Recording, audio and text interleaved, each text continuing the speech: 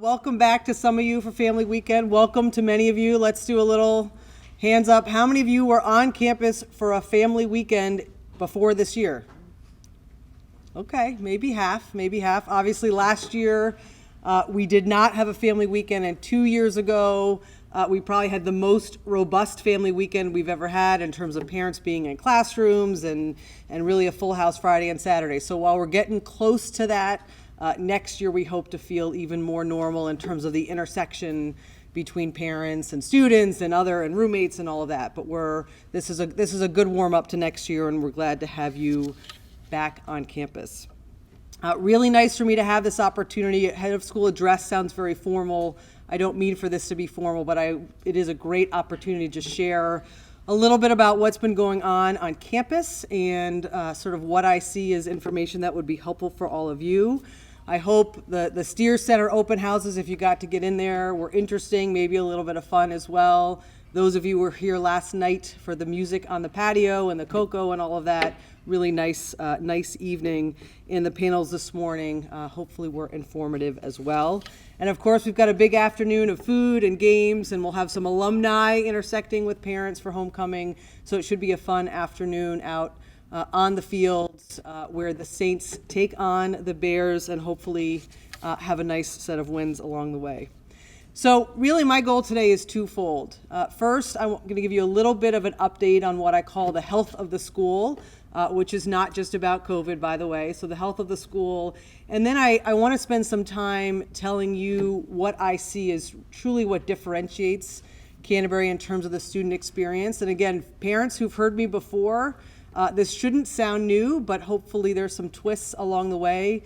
And new parents, hopefully it is reflecting what your children are already experiencing. So here we go. I have to start with gratitude. Whether you're a new parent this year or you were here last year, we would not have been as successful last year through COVID if it weren't for the partnership with our parents. I mean, it's just absolutely fact. And so the idea that you trusted us, that you worked with us, that your students were here last year, day and boarding throughout COVID, is a real testament to all of you. And we're so grateful for that partnership. To be a school, to be a community that is 96+% vaccinated is so unique. If you look around what's happening in the world today, to have that ability to be a small community, and that's partnership with our parents, right? That's you trusting us with protocols. That's you saying it's really important for our child to be a part of what's happening on that hilltop, and so we're going to partner with you. And so the gratitude for your role in allowing us to be open and following the protocols that we've put in place, I could not be more grateful.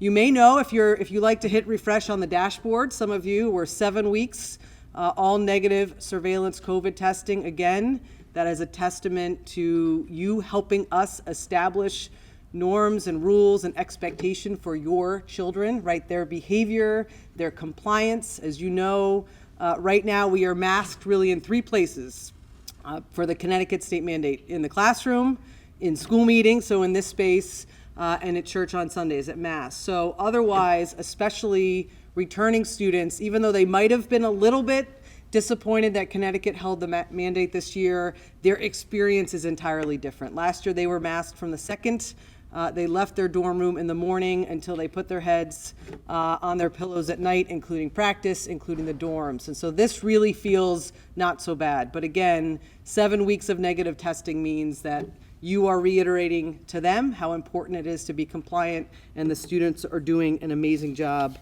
taking care of one another. And I think the word that we've used throughout, and you have affirmed back to us, is that we really have been able to be reasonable and rational in how we have taken on COVID. We've tried to stay away from the extreme edges. We've tried to take care of both the physical and the emotional health of our students. Of course, we have followed protocols, but every step has been, how do we take care of this community in a way that is reflective of good science, good practice, and ensures an experience for the community that is healthy and that is fun and that is community-based. So your role in that has been extraordinary.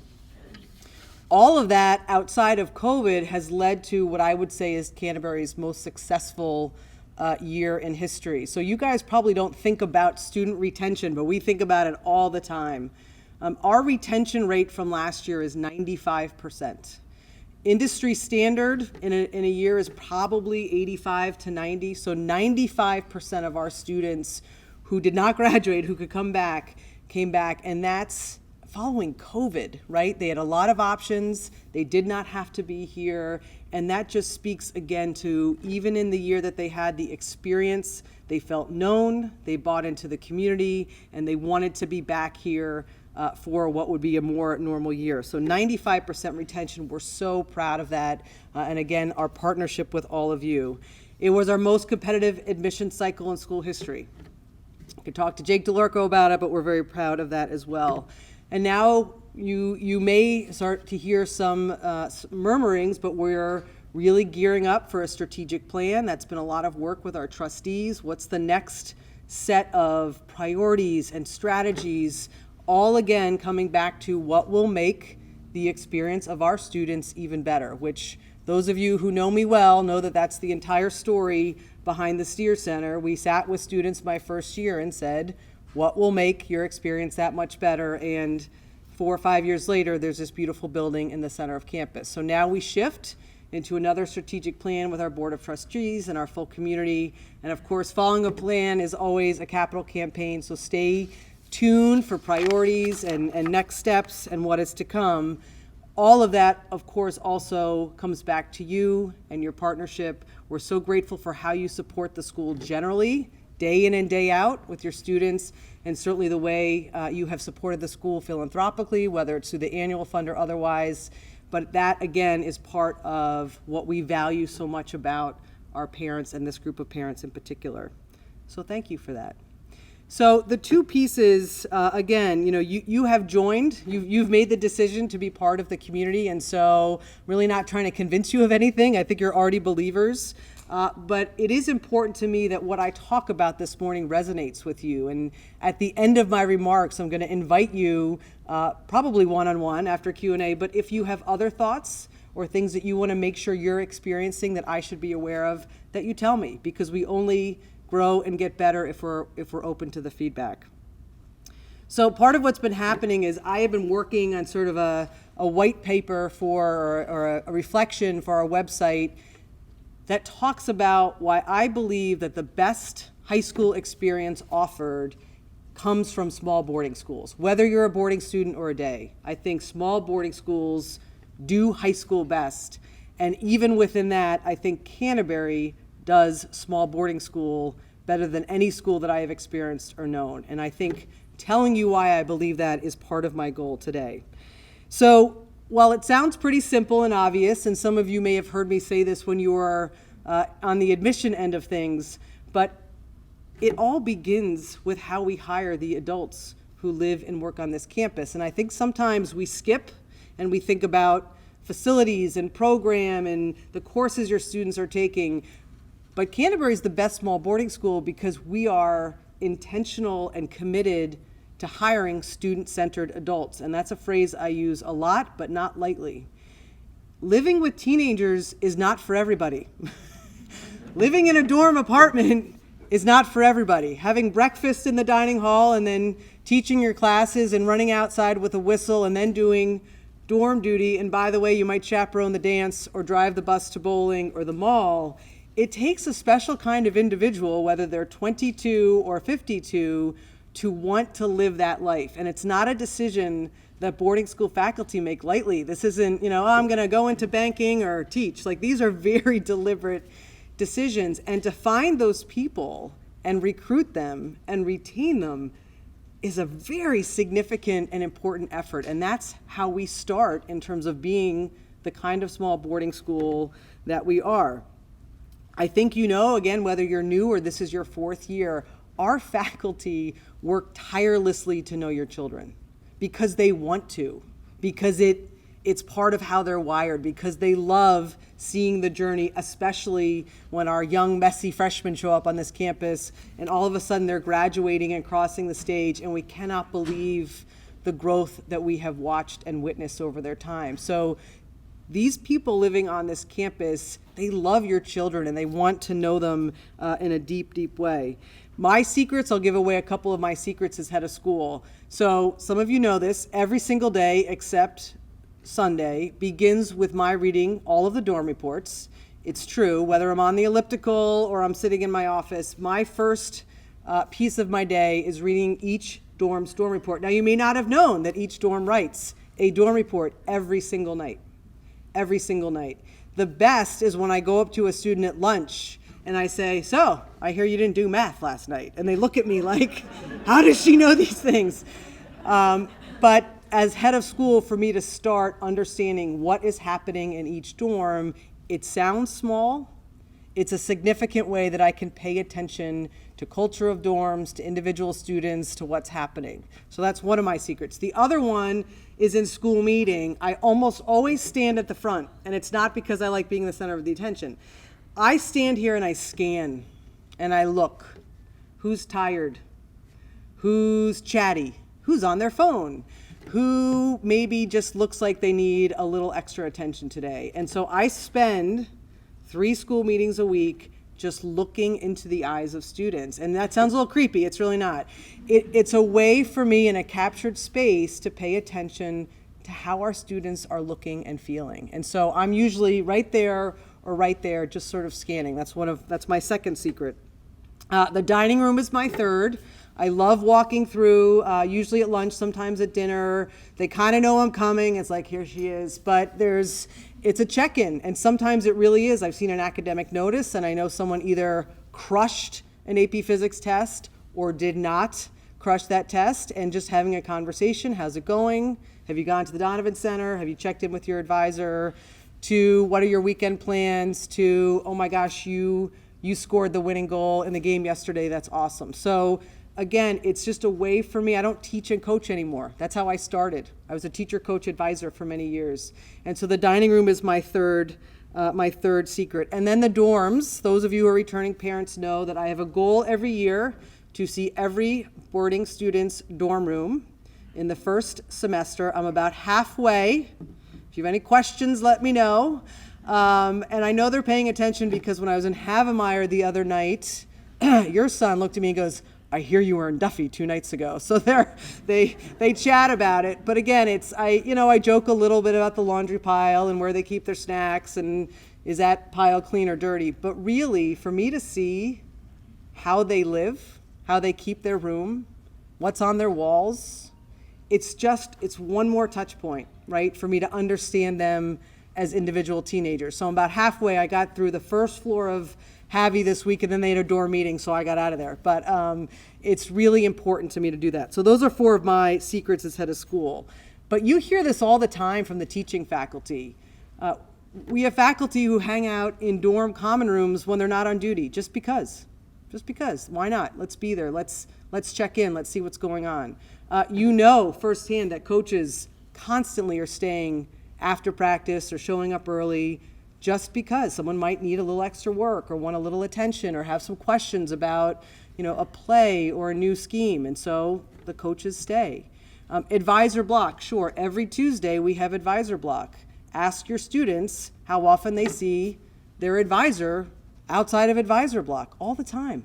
All the time. It's what they do. It's how they get to know students. It's what they love. And some of our faculty, depending on their apartments, but welcoming students into our homes for a change of scenery, to watch a game, to cook in our kitchen. We really couldn't do that last year, and it's starting to come back this year. And sometimes the smallest thing, sitting in a living room that's not a common room, having something that came out of an oven, right? Especially our boarding students, those small touches of welcoming students into our homes, again, is part of how we make sure our faculty are student-centered, and it's part of what they love about this job. They love that they can invite students and their friends in to experience their home. I was laughing when Mr. Levine was talking about the dance. Again, Miss Cook, everyone loves Miss Cook. Where was she Friday night? She could have been anywhere. She's at the dance. Didn't have to be, wasn't assigned to be. She was there because she wanted to see our students with some joy and just what they were up to. But that's an example of, it's a Friday night at 9. Where were all of you last Friday night at 9? Because Miss Cook was at the dance because she could be and she wanted to be. And that's an example. I see Mr. Roberts, he's coaching the varsity girls soccer team. And then 30 minutes later, he's on the turf throwing around with a lacrosse team. He doesn't have to do that. He loves to do that. He's accessible to our students. It's how we roll. And any of you who know EJ know that's just how she is all the time. If you haven't met EJ, make sure you meet her. But again, this is a group of faculty who, of course, they are passionate about their disciplines. They're passionate about what they teach. They're passionate about what they coach. Some of them have the best college educations in the world. But what comes first is their students. And that is why Canterbury is the best small boarding school and why small boarding schools rock high school better than anyone else. So the second piece, I'm going to go a little bit backwards into my history because I want to talk about this idea of cultural norms and peer norms. But it starts for me, so way back when. Some of you who know me know that I started right out of college. I was a biology major at Yale. I said, I don't know about med school, so I went and taught biology, chemistry, and math, and did a little college counseling for about 5 years. And in those 5 years decided medical school wasn't for me, but education was.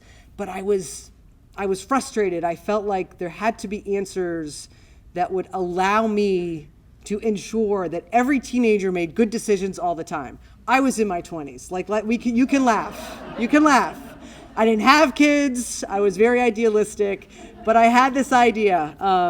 And I thought, listen, there's got to be a graduate program that helps me be even better at shepherding teenagers through adolescence. There has to be an answer. There has to be a playbook out there. And so after a few different examples, I finally decided that I wanted to pursue public health. And I actually keep my application essay. I'm a little strange this way, but it reminds me of how idealistic I was in 1999 when I was 27 years old and I had made the decision to stay in education and not pursue a career in healthcare or medicine. And if you will indulge me for 1 minute, I'm going to read you 2 sentences from that application.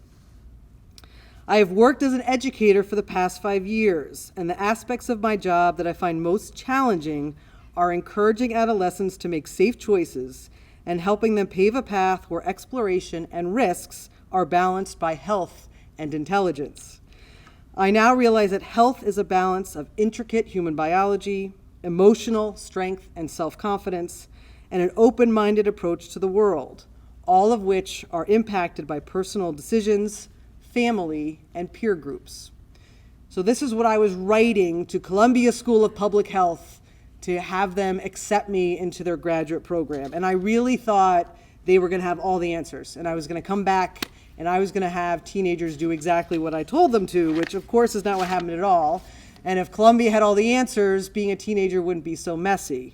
However, I believe it was the first class, the first day of my graduate work, where the mantra right off the bat in the world of public health, which of course works for education too, is that this idea of community norms, those community norms are going to overshadow anything that we teach, any expectations that we set as adults, because the community norms are set by their peers. And Peter and I always talk to the sixth form. We say it over and over again.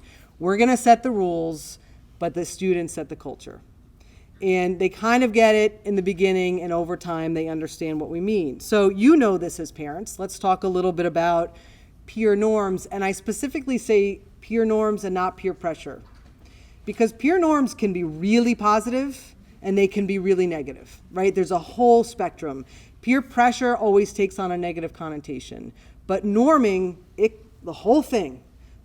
So let's talk about our kids. And many of you know I've got a 15 and a 17-year-old, 2 boys on this campus, so this is happening in my house too. So clothes, shoes, phones, YouTube videos, right? The choices that they're making in their lives, what they wear, what they access, what they do, even sometimes the sports they play, or if they decide to audition for the theater production, that is influenced, as you know, by their peers. Not always, not universally. There are always students that have a very strong sense of self early on and maybe can be a little bit more independent, but generally speaking, right? Generally speaking, our students are really influenced by the peer norms and the decisions of those around them. On this side, homecoming dance. Why was it so successful? Yes, EJ had good decorations and food and music. The seniors said, we're going to the dance. It's going to be great. You should show up. Guess what? Everybody showed up. So the sixth form normed, we're going to have a great time Friday night, and you should be there. And the turnout was phenomenal. If I had stood up here at school meeting and said, go to the dance tonight, they would have ignored me. The seniors said, go to the dance tonight, and they went. Positive peer norming. There's a lot going on in social media. I am not a social media expert. I've had many people forward me articles about Instagram. As a public health person, I would tell you, if you're very interested in the data, take a harder look. It shows a lot of correlation, not a whole lot of causation. They've got a little more research to do, but there's a lot of energy around, does Instagram influence things like body image, particularly of female girls? I think it's worthy of study. I think they should do a little more research. But we all know that our students' social media use, our own kids, is absolutely influenced by their peers. Absolutely. So whether it's they don't want to miss out, whether they think that's their best source of entertainment, whether they're just in pattern behavior. I mean, how many of you check email first thing in the morning? It's not the same, but right, we have pattern behavior, right? And it's hard to break those habits. That's true for our teenagers as well. If they're used to checking Instagram or TikTok, that's what they do. So on the one hand, we've got to pay attention and we've got to do a little more research and figure it out. On the other hand, they're doing ridiculous TikTok dances, which I'm sure parts of that are not good, but some of it's just good and silly fun, right? So there's a whole spectrum even within the world of social media. I'm laughing about TikTok right now. So, and then the final cultural norm, just back to Canterbury, whether it's a team, a classroom, a dorm, a club, all of those spaces where our students exist in small groups, the norms are set by one another, how they respect one another, how they show up for one another, how they treat each other. And so again, they know what I expect and what Peter Levine expects and their advisor. It's the peer norming that impacts our culture most. And thankfully, the way your children set culture here is fantastic. So let's talk about it. I think these norms are true at most small boarding schools, but I know they are true here. And this is where I would ask you to pay a little extra attention, because I came up with a list of norms that I believe exist because of your children. If any of them don't sound right to you, I'd like to know. Maybe not right off the bat, but come tell me. But I also want to know what else you are seeing and experiencing as parents in terms of the culture of this school that you think I should know. So here we go. Norms that are set by Canterbury students. Everyone plays a role, a critical role in building and sustaining community. You do not have the choice to opt out. Everyone should feel at home here. We take our academics seriously. Top-notch academics can be collaborative and supportive rather than competitive, even, maybe especially in the college process. Would love to talk more about that. The adults at Canterbury want to know you as an individual, and so they can be tough on you and root for you at the same time. Tough on you and root for you at the same time. That's our secret sauce. It is normal and helpful to access the Donovan Center for Learning. Not true at lots of schools. Canterbury, it is normal and helpful to access the Donovan Center for Learning. It is normal to have concerns about mental health, especially in the midst of a pandemic, unrelenting accounts of societal division, and news cycles that remind us of global crises. It is normal to have concerns about your emotional health. We all must figure out the role we play in the lives of others through the lens of values, service, faith, and or justice. Guess what? It's okay to still be and sometimes act like a kid. How many high schools have forgotten about that? It's okay to still be a teenager, to be silly, to make mistakes, to trip and fall and pick yourself back up. I think some schools have forgotten that we are dealing with 14, through 18, 19-year-olds. It's okay to be a kid. Ask for help when you need it. Trust adults, they are in your corner. And the best one, we show up for one another, or as our students say, saints show up for saints. I was thinking I could ask for other examples. Anyone want to jump in with a community norm that they think their child has experienced here that I didn't hit? I say cautiously. Okay. I genuinely would, though, if over the course of the weekend or even by email, I would love some feedback. So all of that is to say, Canterbury's norms, I believe, back from when I was 27 and thought I could save the world of teenagers to when I'm not 27 and have seen generations and generations of adolescents through schools understand that it is the teenagers themselves that not just hold each other accountable, but set the spirit of a school. I know 100% that Canterbury's cultural norms set us apart. There's no question about it. There's no question about it. And yes, our infrastructure is extraordinary. We have beautiful facilities. We hire excellent people. Our program, we have this large school program in a school of 320, right? Your students are taking all levels of math and different languages, and they can take AP Art. Our program is extraordinary in this small school of 325. But it's the norms and the values that make the experience transformative. And then you put in the last secret ingredient. It's your kids, right? It's your children that pull everything together and make Canterbury the best small boarding school every day. It's your students, your decision to bring them in to the infrastructure and the norms of the school, and it all comes together, which is where I began, right? The partnership with all of you, your trust in us, your love for this place, that's what makes Canterbury all come together.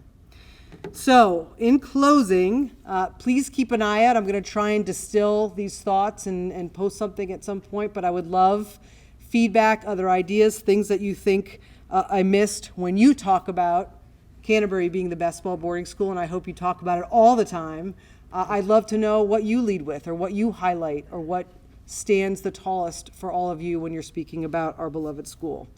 So in closing, I wish everyone luck this afternoon in the games. I hope it's a wonderful afternoon. Enjoy the food under the tent. Some of you are going to have fun weekends with your kids. Some of your students may have decided to go home with other people. Sorry, it just is how it works in boarding school. They've got new friends now. But whatever the case may be, or maybe some of you are welcoming boarding students into your home if you're day parents. But I hope the weekend is wonderful. Everyone's ready for a couple days to do what they need. Now, I am going to close if people would like. I'm happy to do a little bit of a Q&A. No pressure, but I'm more than happy to do that before you head out to the tent. So any questions about either what I raised or just Canterbury? About me, I'm a pretty open book. Yes, thank you. I just wanted to say, to add to your norms, one thing that we've noticed is this growth mindset with the kids. You know, they really feel that it's not mistakes they're making, but growing through, errors or challenges they might be facing. And they really sort of take care of business themselves. So it's great to have an advocate. Yeah, So, that's a good one. yeah, it's a good one. Yeah. Jen's writing this down. Thanks, Jen. Other either feedback or questions? Yes, in the back. Just a public thank you for how the school has handled COVID in an adult and intelligent way, making an oasis for our kids. So thank you. Thank you. You're welcome. Thank you.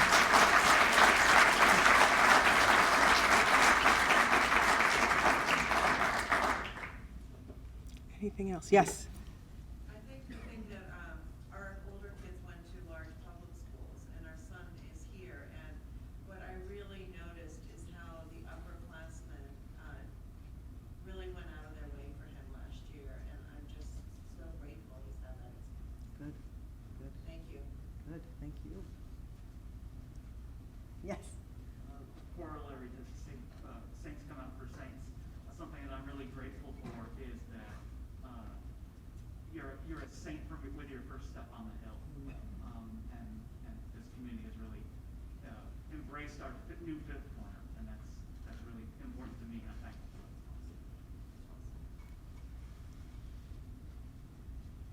You can ask tough questions too.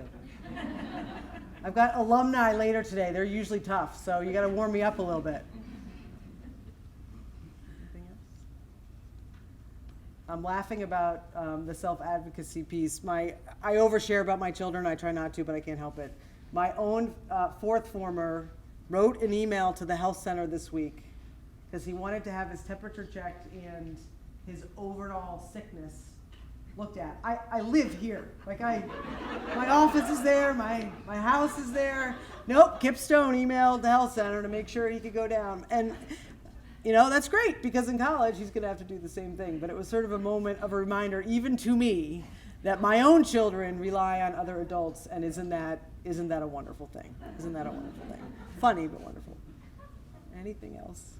Yes? Besides the school dance, was there any other event that occurred this fall that was impactful to maybe the faculty or to the students themselves? Outside of the academic day event, weekend activities are, pretty typical. Saturday nights and getting outside and being under the lights and, you put food and lights outside, right? One of the things, though, I'm glad you asked that, we've had this sort of uptick in students starting new clubs this year. And so some of that has then rolled into our weekend activities. I'm not a gamer, my kids, but, Saturday night was a gaming competition in the Steer Center, 11:25, going, where is my son? He was in the NBA 2K final or something like that. But so I share that because our students came back with all these great ideas of clubs they wanted to start. And again, big high school, very difficult as as a senior, let alone as a freshman, to say, hey, I'd like to start an esports club or a gaming club, or we've got a physics club too.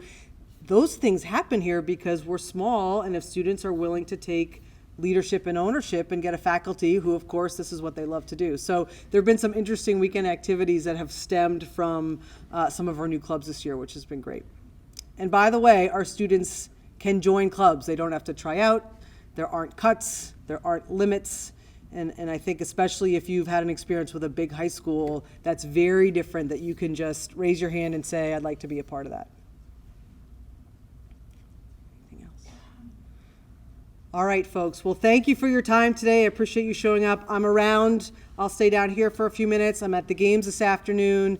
But again, can't be more grateful for your sharing your children with us and being here this weekend. And I hope it's a wonderful afternoon. So thank you.